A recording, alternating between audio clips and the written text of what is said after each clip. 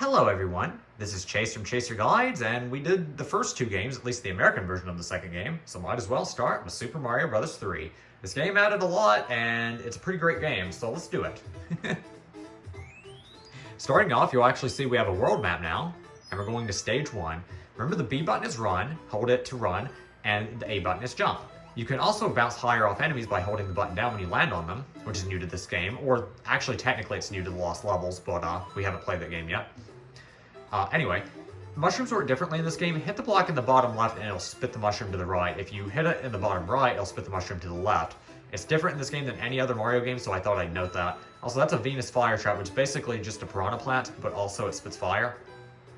You can also jump on a Koopa shell, or jump on a Koopa and collect its shell by holding the run button next to it and pick it up, and then you can kick it away to hit that block right there, because otherwise you wouldn't have been able to. Now you have the tail, which basically can defeat some enemies easier, like the Paragoomba. So you can press the run button to tail lap, you can press the jump button over and over in midair to float, and if you get your P meter filled by running, you can fly by pressing the jump button over and over once you get your P meter filled. Go and collect this one up, and remember how mushrooms work, of course. Gently float down from that little bonus area. Go and get this shell, and you can either pick it up or just kick it. You want to kick it over to the left and hit this block right here. Hit the P switch to turn all the regular blocks into coins for a nice little bonus, and then get your P meter filled right here. Be careful of the Koopa Troop if you didn't defeat it. And go down this pipe. It's a coin. It is coins in the formation of a 3. Yay, a nice little coin bonus room. Anyway, you want to get a running start and try to get the end card and hit it in the bottom left corner with max speed, and you should always get a star most of the time. You basically got a 1-up if you get any combination other than 3 in a row, but you can get 3 mushrooms, 3 flowers, and 3 stars. And 3 stars are the easiest to get, as well as the best ones to get, because they give you a 5 life bonus. Anyway, on to 1-2. This game also introduced slopes, I believe, which you can slide down, which is cool. This contains a leaf, so that's nice. You can also farm lives in this level, and this is probably the best place to do it, especially if you have the leaf, because if you keep tapping the jump button after you high bounce off of these guys, you can keep floating and rack up lives. 1,000, 2,000, should be 4,000, then 8,000, and then everything after this, if you keep jumping on them, should be a 1-up. Now, I don't need this at all, but I'm just showing it for people who might need it. So this is a live farming location if you need. I'm going to get 10 lives and I'm going to purposely stop, but that is pretty cool if you're interested. Over here, do not collect these coins because they're actually your pathway, because if you run and slide under here, you'll hit that block and you'll reveal a P-switch. This P-switch turns these coins into blocks.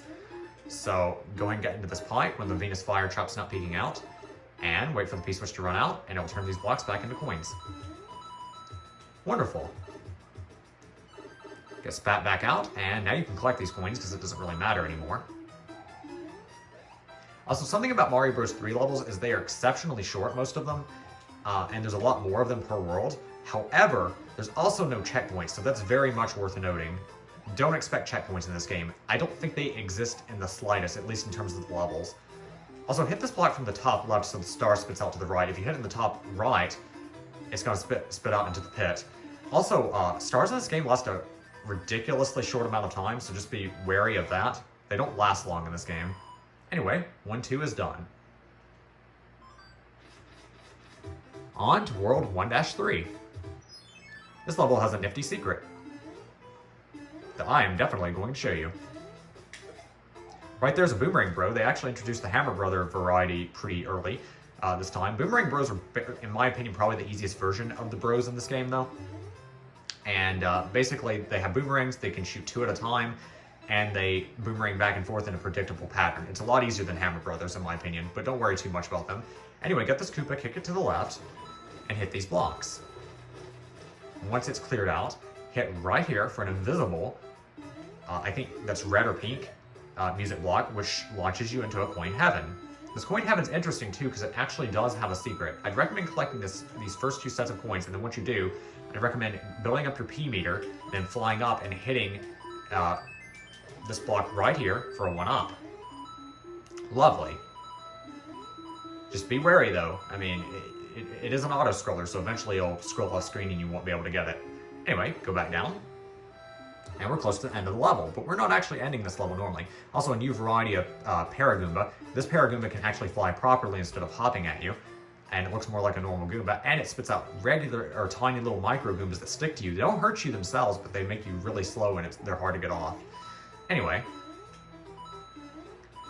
if you keep going backwards, I believe you'll reach another Boomerang Bro, but don't worry about him. See this special white block? This white block special.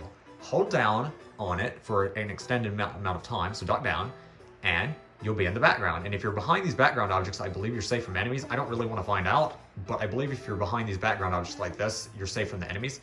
But anyway, well, the block ran out because I was explaining myself. I'm sorry about that. That doesn't matter too much. Anyway, duck down. And once you've done it for long enough, just run and you can go behind the end of the stage to a secret location. This whistle's going to be worthless to me because, well, I'm not planning on warping, but I did want to show this away. 1 toot on this whistle will send you to a faraway land. There's 3 whistles in the game, and to make the most efficient warp, you need 2 of them, 2 out of 3. But here's your first of 3 whistles. And that also ends the stage. Anyway, over here is a Toad House. This is also the game that introduced this. And you have 1 of 3 choices. I believe in this first one you can get anywhere from a mushroom to a fire flower to a leaf, but it's completely random and there's no strategy to this, so I'm just going to pick this one. I got a mushroom. That's probably the worst thing I could have gotten, of course, so, but it's pretty much luck and I can't really help you with that. Anyway, also, this inventory, by the way, we're filling up 1 row. We have 4 rows. If you have 4 rows and you've got an item, you do discard the old items automatically, so just be wary of that. Anyway, on to 1-4.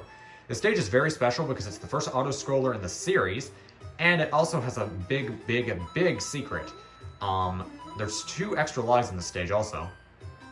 But you want to collect every coin you can and just follow along with me. And I'd recommend, if you're following along, I'd recommend pausing the video and watching how I do this because you need to collect 44 coins, which is pretty much every coin you can collect, if not slightly less.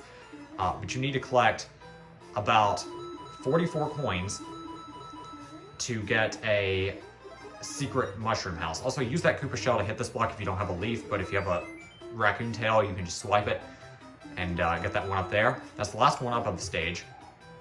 But yes, collect every coin you can to get 44 coins because it will lead you to a secret mushroom house. I think I may have screwed it up, but we'll see. If so, well, I'm going to have to re-record this because I want to show every secret.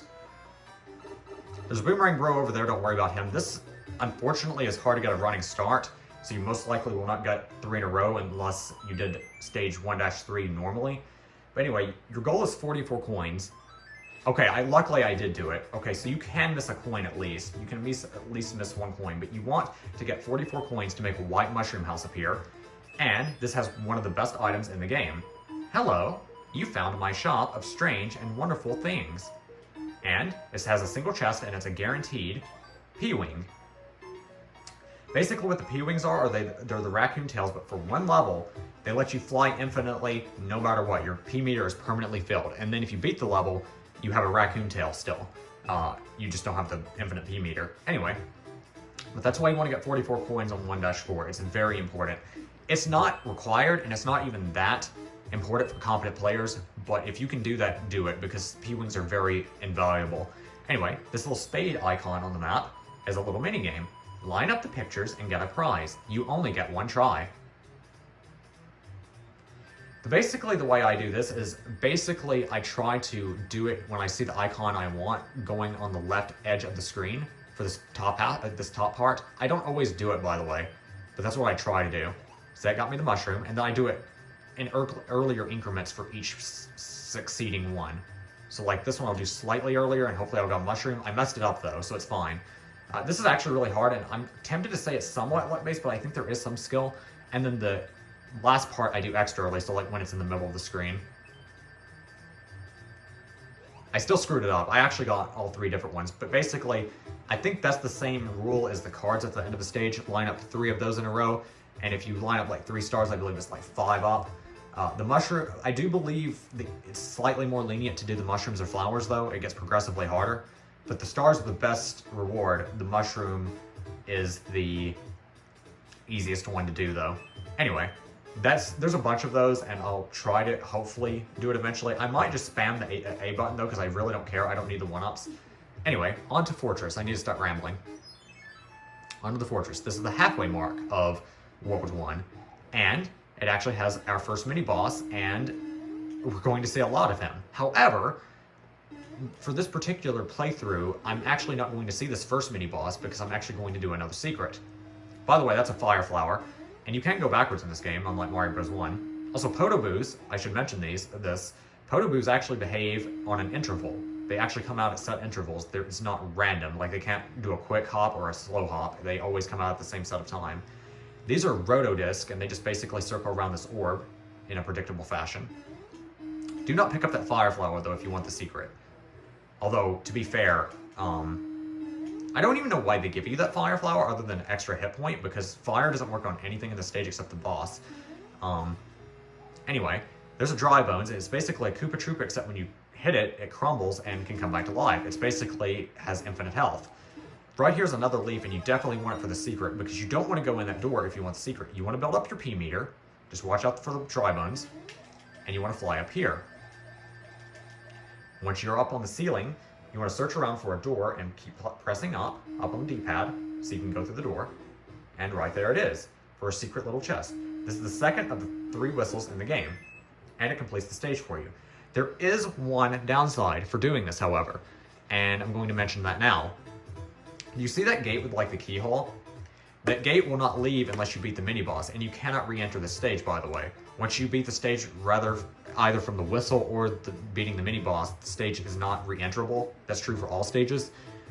So that gate is permanently there. So if you got a game over, that gate's still in the way, and you don't have a shortcut for when you got a game over. That's the only downside. However, if you're like me and not worried about a game over, this is not an issue at all, especially in World 1. Anyway, I think that's enough for this part. We have done the first half of World 1 in Mario Bros. 3. Thank you so much for watching, and I hope this was very helpful. We will do the second half of World 3 next time. Thank you so much, guys. See ya.